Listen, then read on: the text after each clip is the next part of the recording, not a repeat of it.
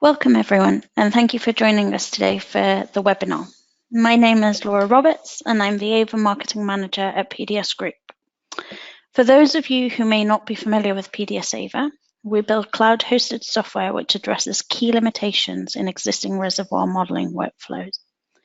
Today's session is presented by Matt Boyer, a senior geologist in PDS's Ava team, who is currently supporting the development of Ava saturation.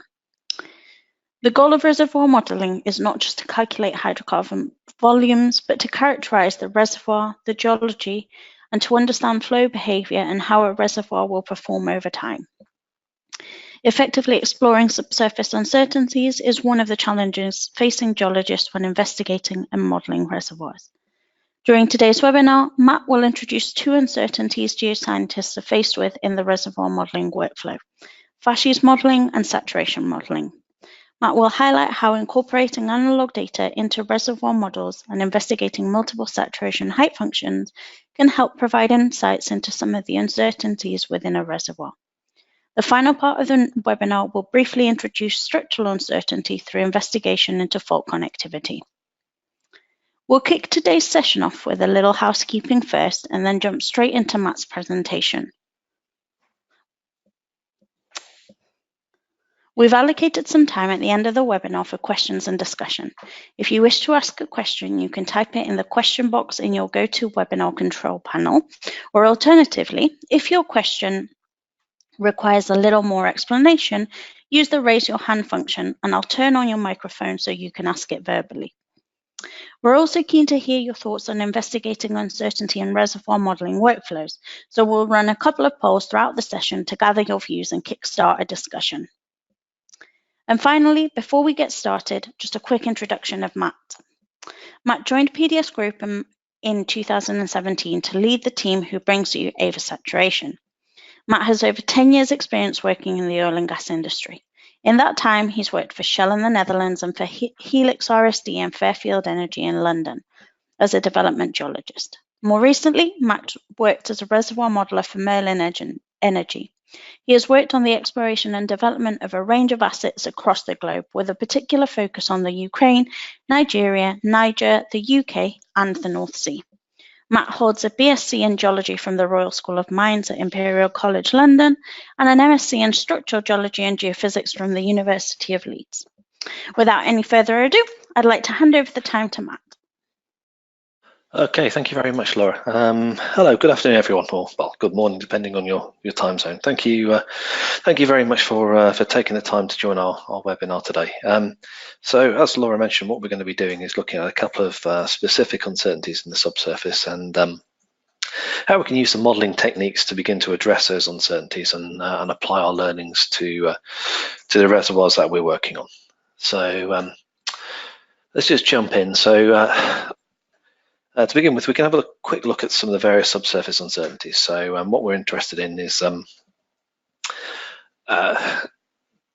of how these uncertainties sort of arise. So uncertainties generally in reservoir modeling, they stem sort of from our lack of understanding or perhaps lack of knowledge about the reservoir that we're dealing with. So what we can do is to split the uncertainties into two groups. So what I've done is I've split them into uncertainties that affect the gross rock volume, and then those that actually affect the recoverable volume. So being a geologist, I tend to think of things in terms of static and dynamic modeling. So those that affect the in-place volume, two examples. So we've got the gross rock volume, which is affected by depth conversion, fluid contacts, horizon fault positions, that sort of thing. So that affects the amount of obviously rock that we've got in place. Then what affects the hydrocarbon volume calculation? So we've got things like facies distribution, how we populate the interwell space. Net to gross is very much aligned with that. Porosity and water saturation. And also the saturation height function itself. There's a bit of uncertainty around the fit of the height function through the data. And then we can have a look at those uncertainties that affect the recoverable volume. So uncertainties within our reservoir models, they can be can or rather should be modelled. But generally speaking, there's no objective way of modelling uncertainty. For the most part, it's a subjective exercise. Things that are deemed to be important or things that have the largest uncertainty are generally down to the asset team. So it's it's useful to consider various scenarios or multiple scenarios, as it were. And to be able to actually evaluate this sort of range of uncertainties, what we need to do is to quantify them. So, for example, we want to model multiple structural scenarios, create multiple realizations of structural connectivity, or look at using multiple saturation height functions, for example. Actually sort of decide what's important in our reservoir and actually sort of begin to quantify this, so we can begin to test all these multiple scenarios and decide actually, what has the greatest impact on the in-place volume, what has the biggest impact on the recoverable volume. All right, so before we get stuck into looking at some reservoir modeling, it's time for a quick poll to get your thoughts and opinions on subsurface uncertainties. So the question which I've got for you is, which subsurface uncertainties do you think are given the least time prior to or during reservoir modeling? So you should be able to see them on your screen right now. I'll give you a few seconds to vote, and then I'll share the results with you all on the screen too. I'll close the poll in just a second, but there's a couple of people who are yet to vote, so I'll give them a few more seconds to do that before I share the results. So on the screen, as you can see, the most popular answer to our question was that incorporating analog data into FASHI's modeling is one of the things that people dedicate least time to. But also thinking about fault connectivity, saturation model uncertainties, and also porosity and permeability uncertainty. Thanks everyone for taking part. Okay, that's brilliant. Thank you, everybody. That's really good to hear that, that there's some synergies between obviously what we're talking about today and your experiences out there. So, what we're going to be talking about today in today's webinar is, well, hopefully we're going to have a look at FASHI's modelling to start with, and how analog data can help us in how we actually model properties away from well control, and what we can do about predicting the amount of distribution of sands in our reservoirs and things like that, and how we can use different scenarios to populate that interval space.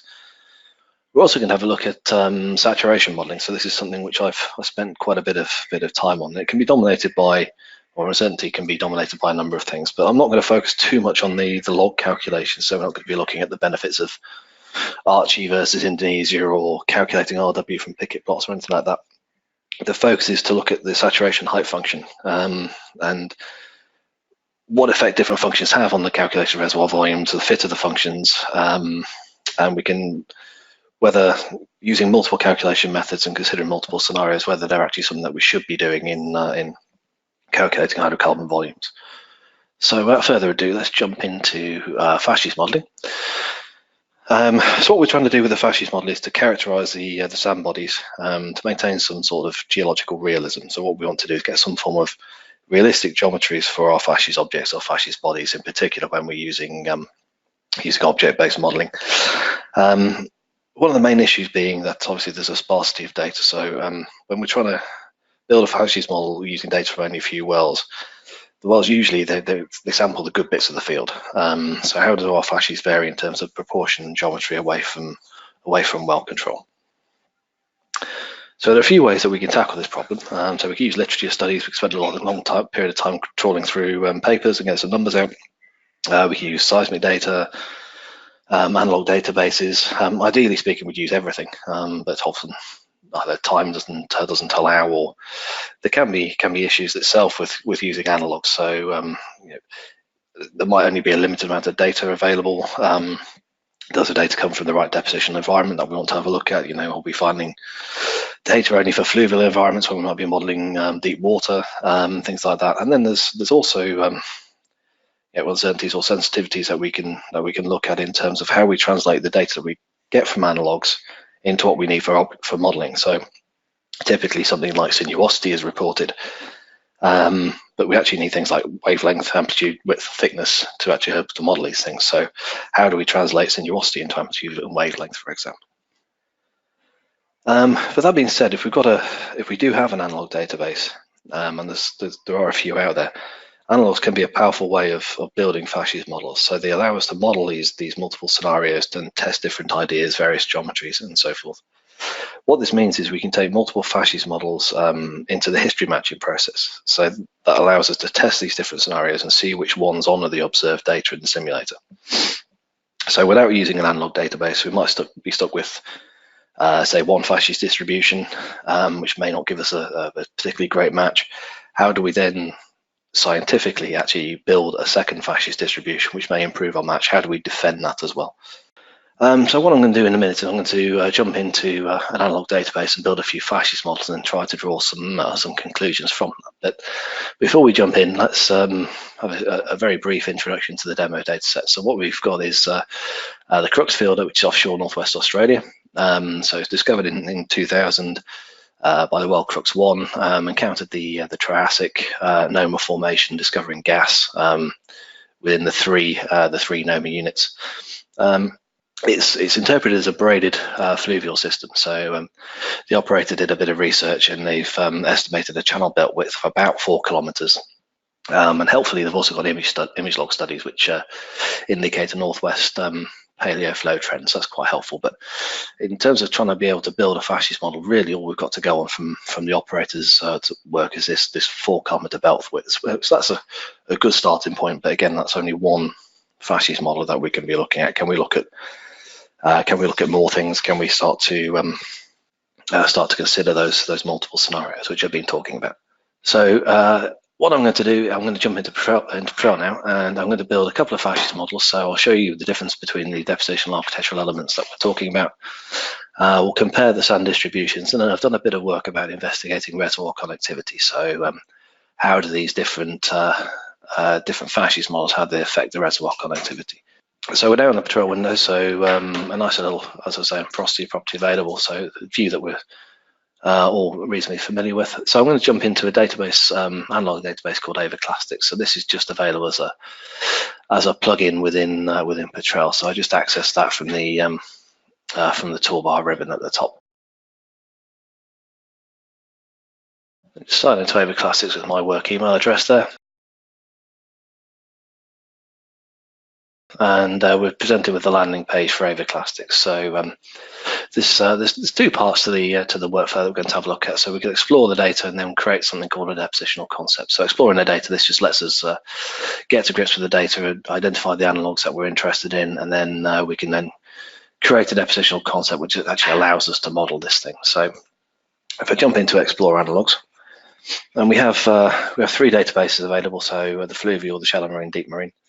So if I just stay in the fluvial, that's most appropriate for the data set that we're looking at. What we see is the depositional scale. So this is the really big stuff that's out there. So we've got the channel complexes, floodplains, the really big scale geometries. We can then look at the architectural scale as well. So I'm going to compare and contrast these two. And architectural, this is getting down more into the reservoir modelling sort of scale, the scale that would be actually modelling individual channel bodies. So the first part, let's have a look at the depositional elements. So I know that we're in a braided river setting, so let's just apply a braided filter on there, and you can see that we'll begin to filter the data down. And then we can apply anything else that we want to in terms of filter. So if we want to filter by geological age, we have a filter there. If we know something about the paleoclimate or the paleolatitude, we also have filters at this point to be able to really sort of drill down into the data and actually understand what is going on. So I'm going to keep it very simple. I'm just going to look at the depositional element scale for a braided setting. So I'm going to create a depositional concept for this. And what this depositional concept allows me to then do is to then actually model this data. So if I just choose depositional elements, I can then add the elements that I want to model. So I can have my channel complex and I can have my floodplain.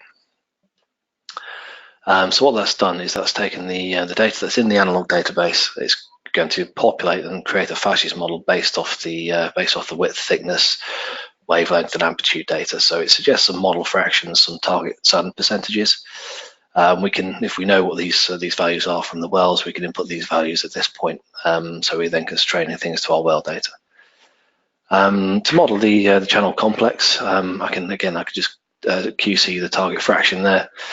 The orientation, this is something which I need to set manually. Of course, we can't furthest in the database. So we know from the image log studies it's roughly flowing northwest. So if I stick 330 in, and then we have some helpful statistics which help us translate the sinuosity into wavelength and amplitude that we need to model these things in Petrel. So this data is populated automatically for you. You can change these the min, mean, standard deviation values if you wish, and also change the distribution. So if you've got a particular thing for triangular distributions, it's possible to change to that as well if you want to.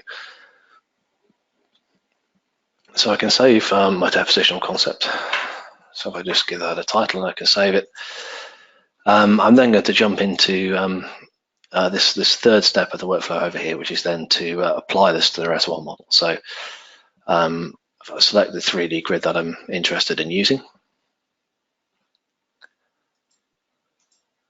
which is my full field model, and then I can either create a new property or I can update an existing property. So if you choose the update existing property option, what this allows you to then do is to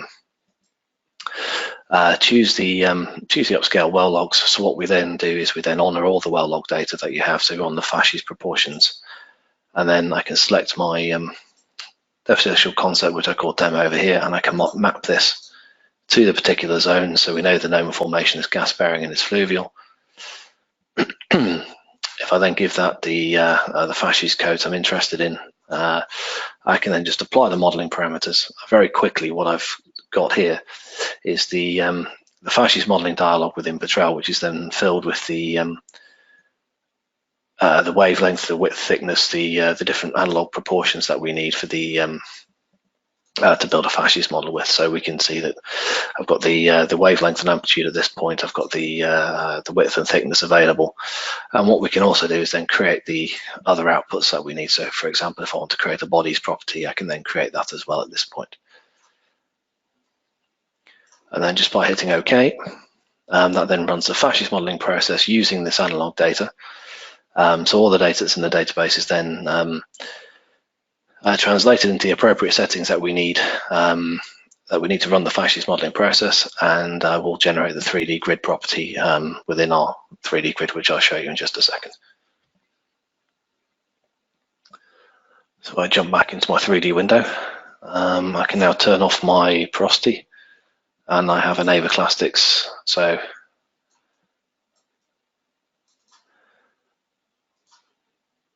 I then have my fascies model, which has been created using avoclastics there. So that helps us to actually build the fascies modeling using analog, using the proportions from the analog database. I can then do the same thing if I jump back into my analogs, and I can look at the architectural elements. So I've now got my architectural element cross plot. I've filter that down on the braided data, for example. If I want to just say I know something about the climate and I think it's humid, again I can filter that down just a little bit further and create the depositional concept from there, which then allows me to model these architectural elements. So I can model my gradational channel fill, for example, and the other elements that I'm interested in. So I've built a few fascies models at the very big scale, this depositional scale, and I've also built something at the architectural scale. So let's just jump back quickly into PowerPoint, and let's have a look at some. Let's have a look at the differences between the different fascies models that I've built there. So what we're looking at the top, so I've built the Petrel, built the fascies model using the Petrel defaults. So we can see we've got quite a few of these tiny little sort of channel bodies dotted around. It's quite disconnected. It's not terribly great. In plan view, it looks very spaghetti-like. But even if we're modeling at this depositional, so this is the channel belt scale versus the architectural scale with the individual channel bodies, things even still look a little bit different. And what this means is we have an impact on the sort of the volume distribution through our model, and we also have an impact on the reservoir connectivity through the model.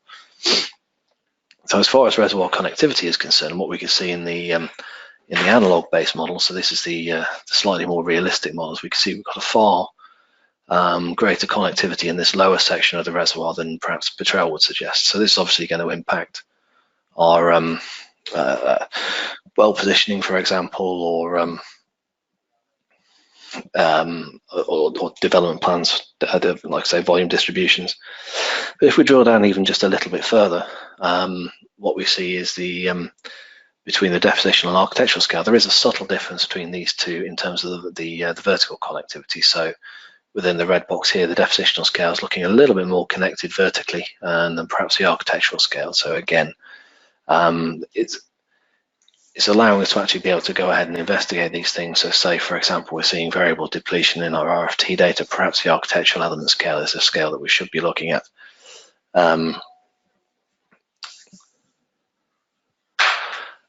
So maybe that's something that we want to begin to investigate, or perhaps if we aren't seeing variable depletion in the pressure data, something like that, the depositional scale is the one that we want to go for. So this is really allowing us to get a good feel for what is going on in our reservoir by looking at sort of the big scale versus the fine scale, and actually testing various uncertainties with multiple scenarios.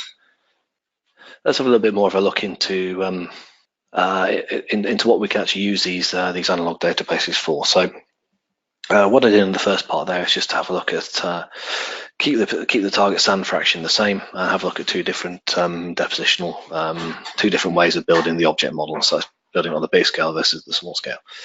If we have a look now at varying the net to gross, what we can do is we can then just keep the size of our channel bodies the same. So in our depositional element model, we can just keep those bodies the same. Then let's just vary the net to gross through the model and see what the impact is, and the same for the architectural thing. So if we start around about 5% net to gross, as the histogram here is showing, and increase that up to 100%, I can create a fasces model for each of these net to gross values. So by then running the fasces process, I can create the bodies property. I can create a connected bodies property within Petrel, and what I've got then is a proxy for reservoir connectivity. So here are the results. So just a cross plot of net to gross versus reservoir connectivity. So the blue points are the depositional elements model, so that's the really big scale stuff, and the architectural scale stuff is in orange there. So at low net to gross is what we're seeing is we've got very low levels of reservoir connectivity, which is probably what we'd expect. We've got isolated sand bodies.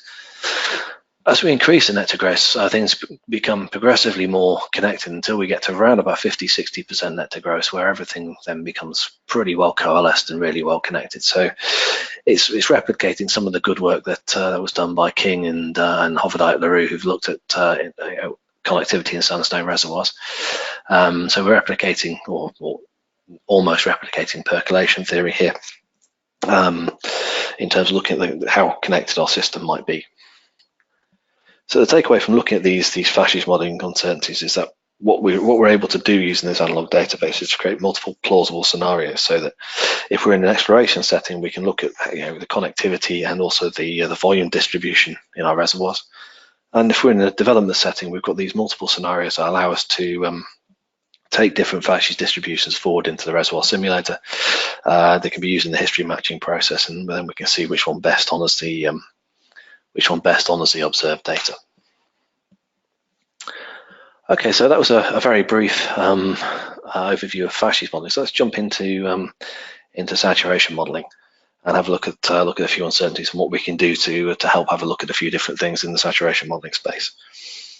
So an important deliverable from petrophysics and the petrophysicists is this thing called a saturation height function. And we're using that as geologists, reservoir engineers, to predict the saturation values at any point in the reservoir for a given height of a free water level, for a given one, depending on the method that we use, actually a given permeability or porosity. There are some uncertainties that do get into the saturation modeling workflow. So uncertainties in logging tool resolutions, for example, is one. There's not a huge amount that we can do about that when we get to the modeling stage. The input parameters to the calculations, so AM, N, RW, all those sort of weird and wonderful things there, where we need to get values for those, and those do actually affect the log-based calculation. But then when we look at saturation height functions, the fit of the function through the data there's some uncertainty absolutely around that, and we can play with the regression constants to change that uncertainty. The free water level depth, again, that affects the height of the function. That also affects the distribution of the fluids in the reservoir as well. So What I want to do now is just to take a look at some of these saturation uncertainties, and to try and see whether there's anything that we can do to support that, and how quickly can we actually start looking at these things and beginning to assess them and see what the impact of some of these uncertainties are. So let's very quick return to the introduction to demo data set, this time with some logs instead of a block diagram. So these are logs from well Crooks 1. The name of formation reservoir has been split into 5 zones. So we've got two zones which are not hydrocarbon bearing at the top, and then we have 3 zones deeper down which are hydrocarbon bearing. So this is just the NOMA A, the NOMA B, and the NOMA C formations, and they're the gas bearing sections of this particular well. So I'm going to jump back into Petrel, and I'm going to generate some saturation models. So in the same way I access the AVA Classics analog database, I'm going to jump into this thing called AVA Saturation, which allows us to very quickly get to grips with saturation height modeling and create some saturation concepts, and then apply these height functions to our reservoir model. So we can import capillary pressure data if we want to use leverage J functions. So this brings the capillary pressure data into Petrel and stores that under the global well logs. So if I just expand my global well logs, we can see we have some capillary pressure data over here on the left hand side. But I'm going to jump into a saturation concept, and what this does is it allows you to create a saturation height function, apply that saturation height function to the reservoir model, and then it stores everything in this concept. So it's repeatable, it's auditable, it allows you to very quickly go back in and repeat the whole process. If somebody else has created the concept, you can very quickly and instantly see what they've done. So I know I've got 3 gas bearing zones within my reservoir, so I just filter the data on those zones. I know that my Crooks 1 and actually my Crooks 3 wells are both gas bearing, so again I can filter by fault block essentially. And then what's also quite important is using fascies. So this is another uncertainty that we can begin to look at, and maybe we'll address this in another webinar in the future, is how saturations vary by fascies type. So finer grain fascies versus coarse grain fascies, for example, will have different saturation height functions associated with them. So I'm just building up my filter, which is basically my query of the well data essentially. And if I enable my height function calculation, I can use the FOIL function developed by Steve Cuddy, and this gives us our regression cross plot. So what we're looking at here is height of a free water level on the x-axis and bulk volume of water on the y-axis, and this is using everything from the 3D grid that we have within Petrel. If I want to test the uncertainty of the fit of that line through the data, I can do so just by editing my regression constants. So if I shift my constant up, I can get a high side case. If I shift it down, I can get a low side case, and then the best fit we'll use as the default regression parameters. And then what I can do is, using the function mapping, this then applies that saturation height function to the reservoir model. So we use geometrical modeling within Petrel to generate the height above free water level property, and then apply this particular saturation height function to the reservoir model. So this is just use the grid, the contact set, and the log data that we have within the Petrel project. So if I just jump back into my 3D window, we've created this saturation property just very quickly from our reservoir data there, from our well data there. So I've now got a nice SW property generated using the FOIL function, and I've created a SW property using Skelton-Harrison method, which I'll go back and show in a second, and also one using the J function as well. So this is based from my capillary pressure data. So I've now got 3 different saturation models that I've applied in, as you've seen there, in almost a couple of minutes to my reservoir model. If I jump back into my saturation concept, I'll change the method to Skelton-Harrison. And this shows you the exponential regression, which is developed by Chris Skelton and Bob Harrison there. So that's just it's got a few more fitting parameters, so it just allows a little bit more flexibility to the user to be able to fit that curve to the data set. So let's just jump back quickly into PowerPoint. So what are the what are the implications of this? So I've run a FOIL function, I've run the Skelton-Harrison function, I've run the Leverett-J function. So does it really matter which one we're using?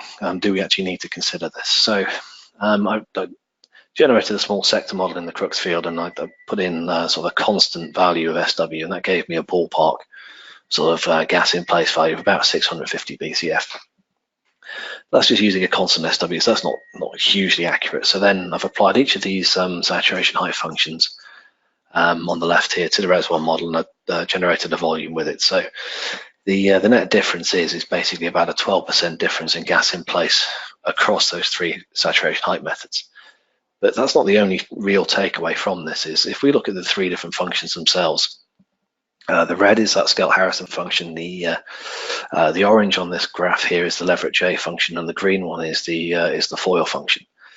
Both the Skelton-Harrison functions and the FOIL functions are doing a pretty good job of fitting into that data, but I'd argue that the Leverett-J function there is still predicting about 20 to 25% SW as we get down to the free water level. So we might want to consider using an alternative approach to that particular method, because we can see, well, the orange curve is not necessarily fitting the data terribly well as we get down to the free water level. So maybe we want to consider different approaches to modeling saturations in our reservoir.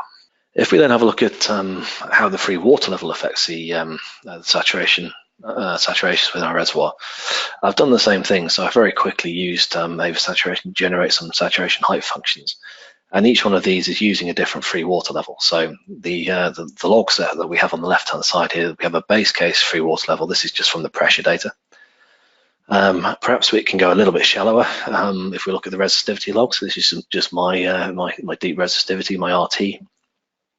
Maybe we could shift it a little bit shallower to the point that we see here on the graph. There is a paleo gas water contact in this particular well, so possibly the free water level could go a little bit deeper than that. Probably unlikely, but for testing this sake, let's just have a look at what happens if we do shift the free water level deeper there. These are the different saturation height functions displayed on the graphs for each of those cases. So we can see there's a slight difference between each of them. And what we can then do is apply those to the reservoir model using the function mapping that you saw earlier in AVA saturation, and actually see what happens when we do apply these different height functions to the reservoir model. I also ran two extreme cases, so one with the free water level even deeper and one with it even shallower, just to see what happens. So there's two ways we can look at the results. The first one is by looking at it in terms of how the logs compare. So in blue we've got the log-based Archie saturations, and in red we've got the saturation height function, the predicted saturations there. So we can see in the base case, which is this this track just on the left of the three there, there is a slight divergence between the two different curves. The deeper one is the middle of the three, so we can see there is quite a massive divergence as we get close to the free water level. And then the shallow one is the right-hand most one, which looks to be the best fit. But there's also a slight divergence as we look a little bit shallower in this Noma B formation. So just up here where my cursor's moving there is again a divergence of the saturations there. So what we do, if we can then calculate a correlation coefficient between these two different saturations, just using a simple calculator statement, we can then plot that correlation coefficient, which is the x-axis versus depth. And the two best correlation coefficients are actually from the shallowest free water level. So this one just here based off the resistivity log reading, and then the free water level based off the RFT. So we've got an indicative range of our free water level depth there, which what that means is we've now got a free water level range to then take forward into the volume calculation, which if we want to investigate that as far as volumes is concerned, we can do. Or perhaps if we haven't got pressure data, we've now got a way in which we can actually begin to have a look at testing how the free water level might vary within our reservoirs. So what we've seen is that different calculation methods impact the amount of hydrocarbon volume that we might put into our reservoir models. We saw that the way the volume was distributed using the Leverett-J function had almost about 20% SW at the free water level, not necessarily appropriate based off our data. We can also use saturation height functions to then help us predict where the free water level is. So if we've only got a bunch of down twos in our well, we can use these saturation height functions to help predict where the free water level may be. Or if we just want to, if we've got a bit of uncertainty around our pressure data, again, we can use the same methodology then just to help predict the depth of that free water level. It gives us a free water level range to go into our volume calculations, reserves estimates, and so forth. So that's a whistle-stop tour of FASHES and saturation modeling uncertainty. So we do have another poll for you here, which is what do you think of, just to get your thoughts and opinions again. So what do you think of some of the reasons are for not exploring alternative scenarios in the FASHES and saturation modeling space? So just like we did before, I'll launch the poll, and you'll have an opportunity to vote for the option that you think is most appropriate. There's a few of you who are yet to vote, so I'll give you a couple more seconds and then I'll close the poll and we'll go through the results. So the results are in, and the majority of you don't explore alternative scenarios in the modeling space because you're unfamiliar with alternative calculation methods. 27% of you don't do it because of a lack of time, and a smaller percentage don't have appropriate data or don't find FASHES and saturation uncertainty as relevant as other uncertainties. Thanks everyone for taking part. That's really interesting. Yeah, thank you everyone for your answers there. That's great. In terms of time and availability of data and alternative calculation methods, hopefully I've shown you a couple of technologies there which will really help you in that space, actually beginning to understand some of these important reservoir uncertainties. So AVA Classics certainly supports that FASHES modeling uncertainty approach, and AVA Saturation also does the same good job as Classics in helping support the saturation modeling space. The final bit I'm going to touch on today is about structural modeling and structural uncertainty. So this is just the very final two slides. So I'm just going to very quickly just take you through this. Structural uncertainty, we normally think of it in terms of sort of horizon and fault position. So shift the horizons up, shift the horizons down, move the faults around.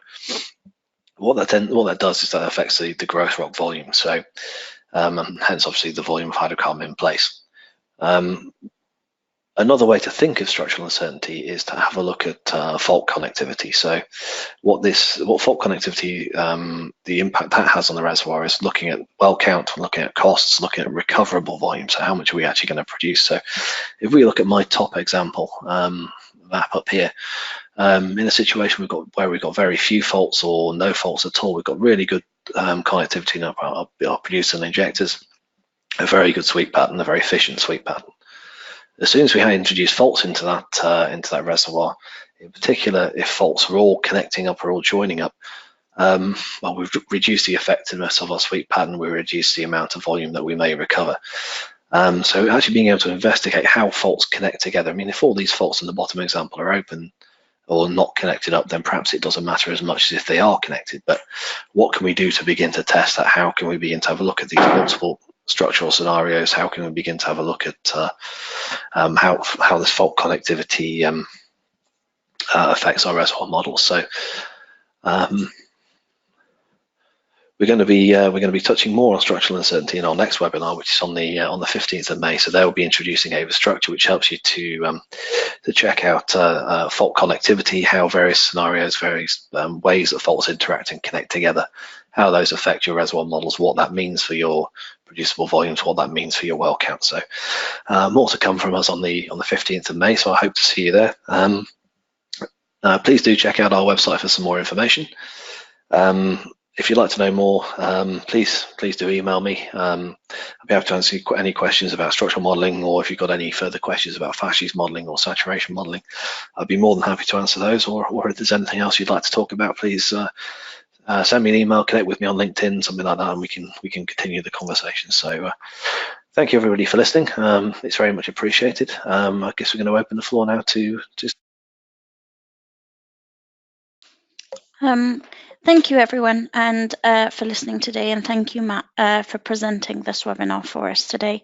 I wanted to just take a minute before we do take questions to apologise for the technical issues we've experienced during this webinar. Fortunately, our internet connection hasn't been very stable, but I hope you've still all had a good experience with this webinar. So we'll go ahead and take some questions now.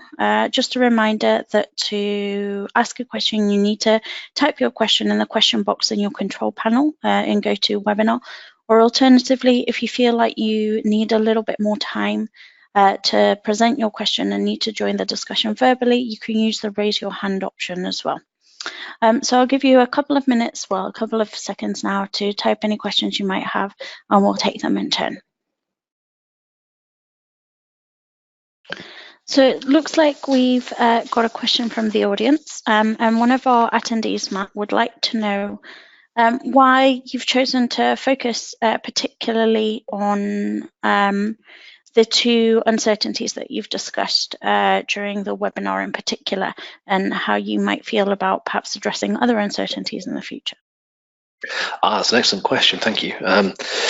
Yeah, basically the two uncertainties which I've dealt with quite a bit in my career today, especially the saturation modeling uncertainty. There's something which I generally feel as geologists we should do a bit better, and we should look at more than one saturation function, and in particular also the distribution of facies. I mean, how do we generate realistic facies models in the interval space is quite a challenging topic, and it's not just a case of doing it because we can do it any old way we want, but it's how do we do it and how do we defend it. So the two I find very interesting sources of uncertainty, but I think also, yeah, you're absolutely right in the fact that there's so many other sources. I mean, in particular on the recoverable volumes, looking at things that affect our relative permeabilities, capillary pressure data, things like that are super important, pressures as well. So there's a whole range of things that we should be looking at, and hopefully newer technologies will help us actually address some of these uncertainties. Great, thank you, Matt. We've got a two-part question. So I'll start with the first part of the question, which is what kind of reservoir connectivity measure is used in the examples you've shown throughout the webinar? So the reservoir connectivity is keeping it reasonably simple, because we can get as complicated or as simple as we like. So I'm just modeling fluvial channels into a background, and when you use the object-based modeling, again, I'm only using object-based modeling. I'm not using indicator simulation or anything slightly more complicated. So there are more complicated scenarios that we can run, that we will run for future webinars. But the idea is when you run the object-based modeling, we generate a bodies property. You can then use that bodies property and a connected bodies property to then get a proxy for percentage of connectivity in your reservoir. So that's percentage of sand that's in connection within the reservoir. So it's just using a couple of the tools that are available within our reservoir modeling package to sort of get a prediction for at what net to gross our reservoir is likely to be connected at. So 90% net to gross, we'd expect 100% connectivity. 10% net to gross, we might expect, say, 5% connectivity. I hope that answers the first part of the question. I think it does. And the second part of the question is, the way it reads is more of a comment, but if the person who's asked the question wants to add to it after I've read it out, then please continue to type in your screen and I'll make sure that it's clarified. But the attendee says that secondly, hierarchical facies modeling can overcome the use of complicated terminology used in AVA classics. That is, depositional / architectural elements, etc., can be built realistic connectivity and can be achieved using simple sand shale terminology only. Do you have anything to add to that, Matt? Wow, yeah, that's a very interesting question. So basically, you sort of revise the filters that we have in the architectural scale, if I'm understanding that correctly. Yeah, indeed. I mean, perhaps we could look to simplify that a little bit, so you do have a simple sand shale, because there are people out there who are expert sedimentologists who'll understand what all those things mean. I'm a structural geologist by background, so I have a tendency to to understand all things faulted and not necessarily all things sedimentological. So I think that's a really good point. That's something that we should and probably will look at. Thank you. Great, thanks, Matt. There's a couple more questions as well. The first one is asking, how long does it take to run uncertainty realizations with all the uncertainty parameters? I assume the person means within the models that you've shown here, but again, if they if that person particularly feels that that isn't, I've not covered exactly what they meant, then please do feel free to add to your question as well. Okay, yeah, cool question, thank you. Basically, so starting with avoclastics, for example, to run a bunch of realizations within avoclastics, you can build your depositional concepts very quickly within sort of 10-15 minutes perhaps, and the modeling process is only really restricted by your grid size. So if you've got a massive grid, it'll take a little bit longer for the Petrel Fasces modeling to run. If you've got a coarser grid, it'll obviously run a little bit faster. So you could, for argument's sake, you could perhaps run 10, 12 Fasces models in the space of a day very quickly if you wanted to. And saturation modeling, again, is the same process. What we're trying to do with the two applications you've seen today is allow you to actually explore all these uncertainties and remove that manual process and remove that really, I don't want to say painful bit, but yeah, remove all the manual effort that you have to do in terms of the calculations, so you can actually spend more time looking at the data, you can spend more time with your well logs, spend more time with your analogues, more time making Fasces models grounded in science, more time building saturation models grounded in industry standard methods, and actually investigating what happens when you, with each of these multiple scenarios, especially in history matching. So you can take forward an array of properties to your reservoir engineer. You can put together a sensible set of cases and see how those cases, see how they honour the observed data. So when you go through into your history matching stage, you know, you've got an array of Fasces properties, array of saturation properties. You can start to then say, okay, right, we've got a certain scenario matches our observed data, you know, really well, and is grounded in solid science. We have one final question in the queue, but as we're coming towards the end of our time, I just wanted to offer you one last opportunity to ask any further questions that you might have. So Matt, this is the last question for right now. I'll let you know if there's any more, but there's an attendee asking if there are analogues, if all the analogues in avoclastics are fluvial examples only. Yeah, very good question, thank you. The examples I showed you today are in fluvial. If I jump back very quickly into my Petrel project and let me go back into avoclastics so you can see, we also support shallow marine and deep marine. So I've used fluvial example today because that's the best fit for the reservoir I was working with. But if I use this drop down menu here, the facts, this is the fluvial database, the SMAX, this is the shallow marine. I'll just quickly show you that. So that's the shallow marine data that we have. And then in DMAX as well, we have the deep marine database as well. So there's 3 databases available for you to be able to use depending on what setting you're working. Great, thanks, Matt. We have another question about whether how we handle stratigraphic layers versus sedimentology and tapping beds.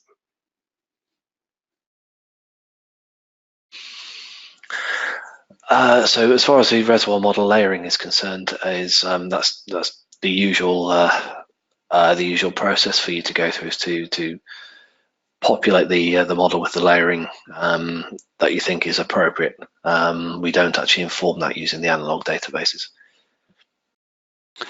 There was just a clarification there that there was a typo, and it wasn't tapping beds, it was tapering beds, but I think the answer remains the same.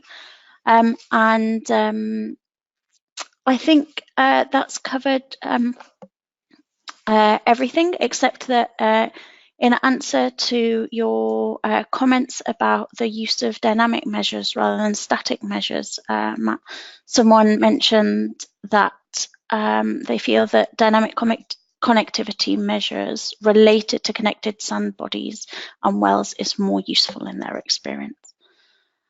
So I think that's all we have time for today, unless Matt, you have anything else you'd like to add before we wrap up?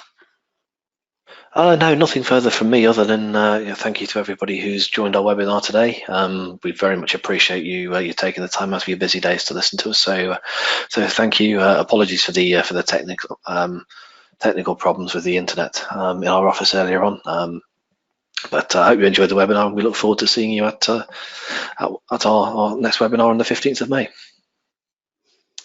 Great, thanks Matt, and as Matt said, thank you to everyone who's joined us for this webinar.